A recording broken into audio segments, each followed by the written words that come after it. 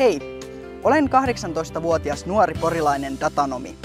Olen työskennellyt puhelinmyyjänä Boosterissa. Olen ollut työssä oppimassa Ficolossa. Kuulun Porin nuorisovaltuustoon.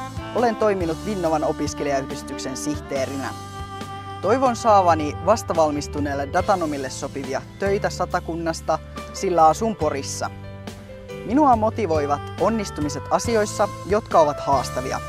Motivaation puutetta ei IT-alan töihin ole, sillä valmistuin 2 vuodessa 3 vuoden tieto- ja viestintätekniikan perustutkinnosta. Näin tulevaisuudessa itseni omistamassa IT-alan yrityksen ja toimin sen toimitusjohtajana.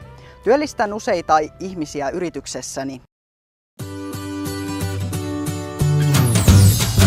Kiitos kun katsoitte videon ja muista ehdottomasti painaa tykkää-nappulaa ja jos et tykännyt, niin painat tietenkin ei-peukkuu tai jos tykkäät yleensäkin mun videoista ja haluat näitä lisää, niin painaa ehdottomasti sitä tilaa-nappulaa, joka tulee tähän videolle ja se on moi!